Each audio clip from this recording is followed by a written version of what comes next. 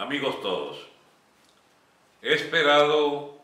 a que terminara el proceso electoral y conociéramos los resultados de la reciente elección presidencial para poder hablar con absoluta franqueza y transparencia con nuestra gente, la inmensa mayoría de los venezolanos que detestan el despotismo, que detestan la ambigüedad, pero que sin embargo siguen siendo prisioneros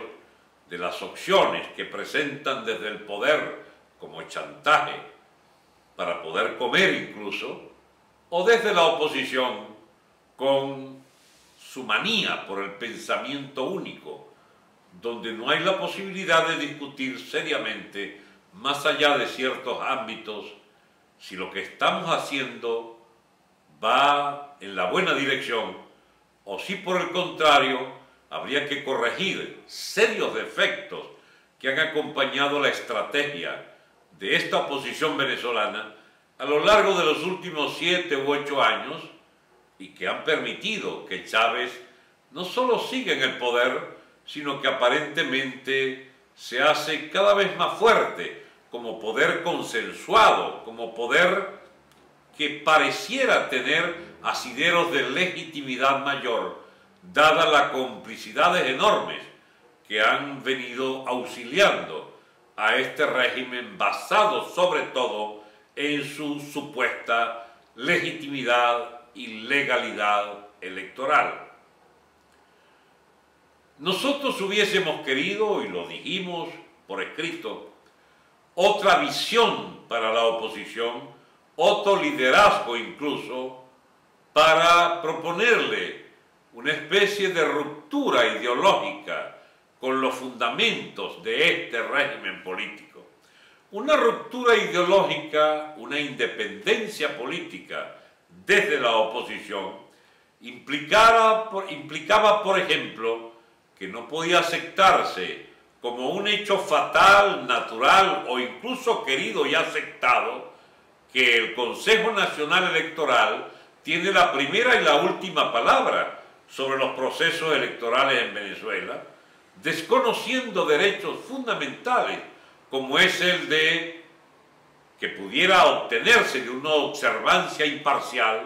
de los miles de vicios que acompañan este aparataje del gobierno para someternos mediante sus chantajes, sus ventajismos obscenos a las decisiones de un supuesto árbitro que lo que menos tienes es de imparcial y mucho de instrumento ciego de obediencia al Poder Ejecutivo capaz de dictaminar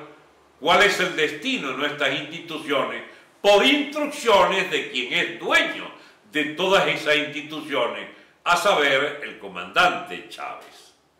Pues bien, henos otra vez, en una etapa postelectoral, no lamentando un resultado, sino constatando que no podía ser otro el resultado, puesto que la oposición se había atado de pies y manos ella misma, aceptando que era un árbitro transparente el que dirigía el proceso electoral y a cuya decisión nos sometíamos sin ningún reparo. Y vimos otra vez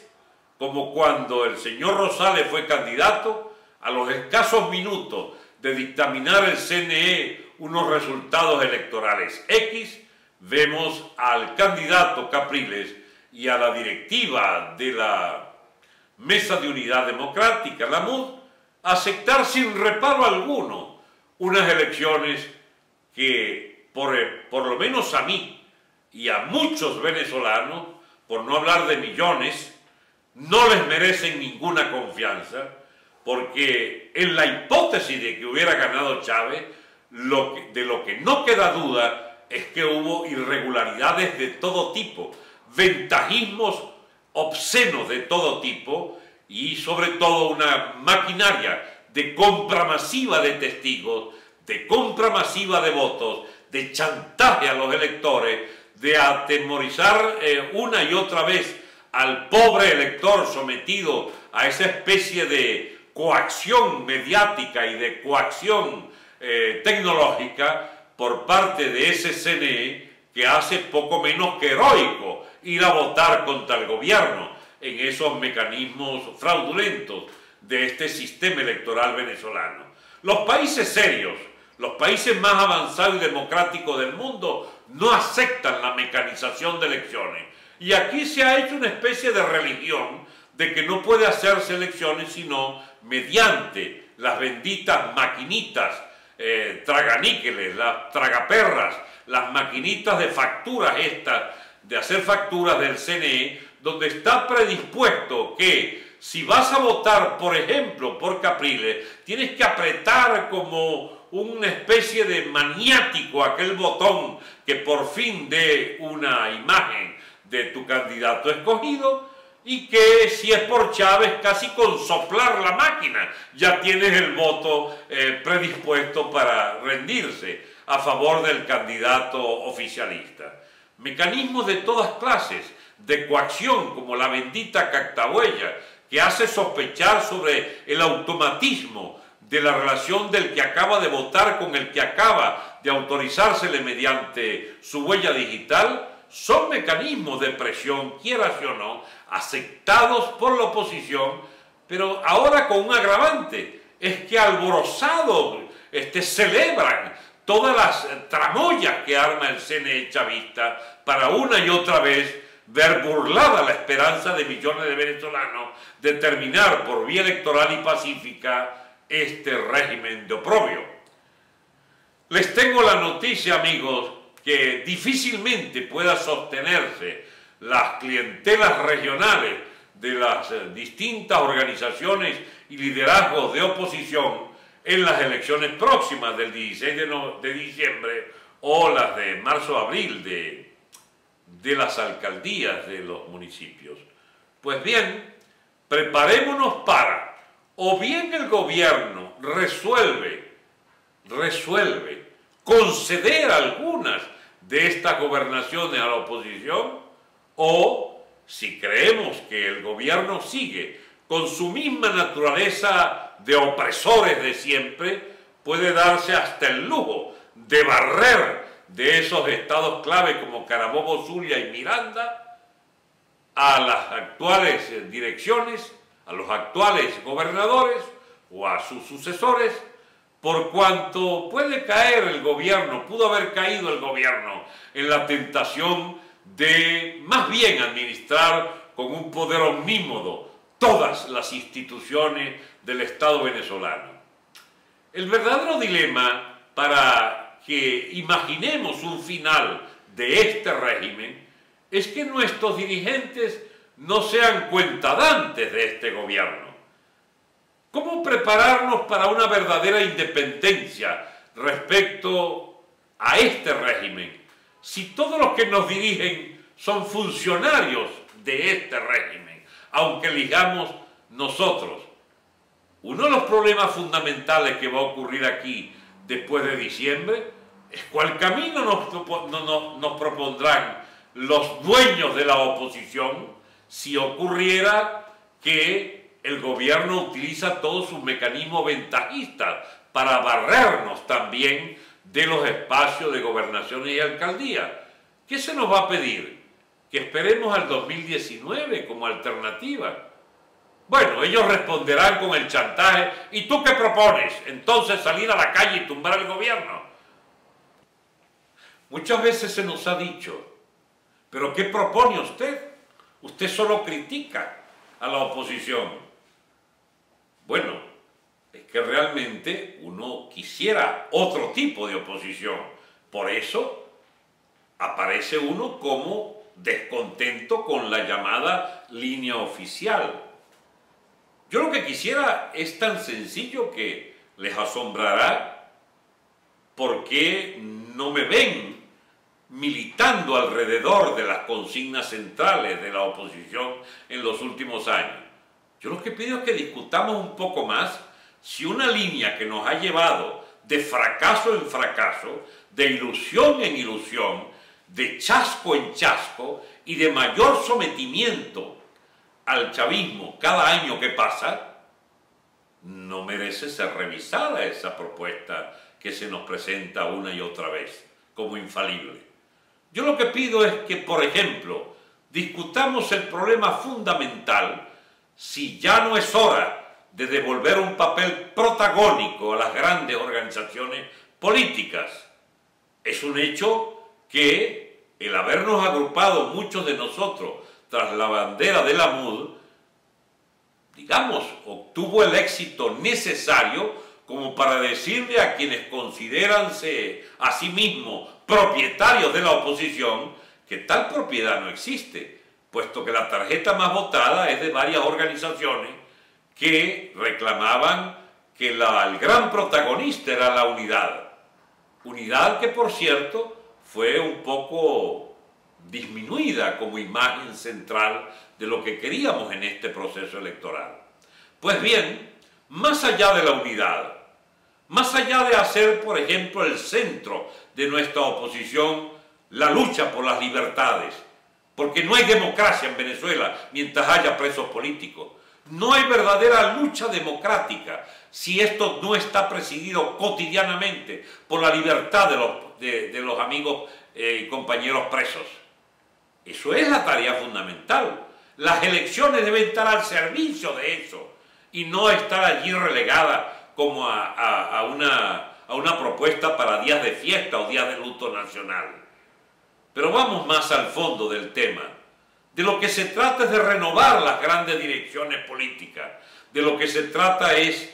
de reconstruir un mensaje que permita a los trabajadores encontrar su instrumento para la huelga, para la manifestación, para la unidad de todos los oprimidos por el régimen y colocarse bajo las banderas de una propuesta que unifique esas luchas y que las haga parte de, digamos, el parto de una nueva democracia en Venezuela.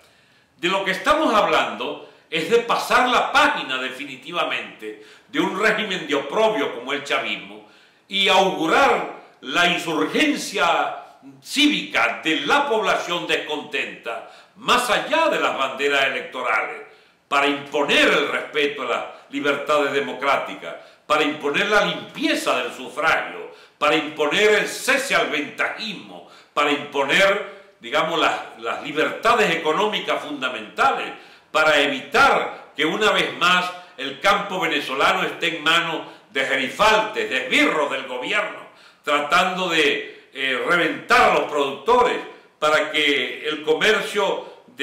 se desate de estos controles infames que han sencillamente destruido las libertades económicas. Aquella especulación, y cada vez habrá más especulación, mientras el gobierno invente controles absurdos que llevan a masa de los pobladores a burlar esas leyes de control. Aquí habrá cada vez mayor ilegalidad mientras el crimen pague, mientras la impunidad para los delitos sea masiva, mientras de cada 100 asesinatos, 95 no aparezca quien los realizó y los asesinos anden deambulando y el gobierno se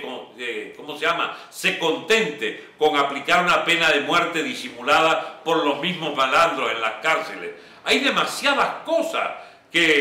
donde pulula la improvisación, donde pulula toda clase de plagas que ha traído este gobierno a la vida común, a la vida cotidiana de los venezolanos. Y la oposición no puede estar a espaldas del grueso de esa insatisfacción general. Por eso, ser oposición en esta etapa que viene no es prepararse para una y otras elecciones, a ver si algún día la pegamos con el sistema electoral chavista. Es hacer de la oposición la voz de los venezolanos que sufren, la voz de los venezolanos oprimidos, la voz de los venezolanos obligados a hacer las colas enfranelados de rojo para poder comer.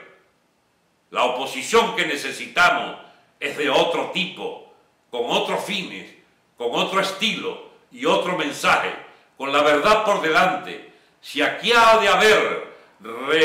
una renovación de liderazgo y si se aspira también lograr el diálogo y la reconciliación nacional, aquí tal reconciliación no es posible imitando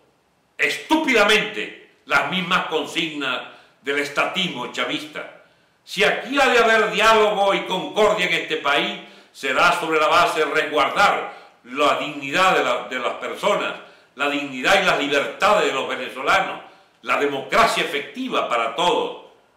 Quedan horas amargas por delante. La oposición, que hasta ahora es comparsa de este régimen político, verá si escoge ser sus salvadores o ser sus enterradores, porque los venezolanos necesitamos una dirección que supere, que signifique ni más ni menos que este régimen sea sencillamente superado, apartado de la vida cotidiana de esta república, hundida hasta los tuétanos en esta especie de depravación moral nacional, de latrocinio colectivo y sobre todo de simulación de que vivimos en un régimen de justicia cuando afloran por todos los poros de la sociedad las peores iniquidades, desigualdades, parasitismos y sobre todo hegemonismo de un partido y despotismo de una casta gobernante que nos llevará al atraso y a la barbarie, como ya lo ha demostrado en estos años.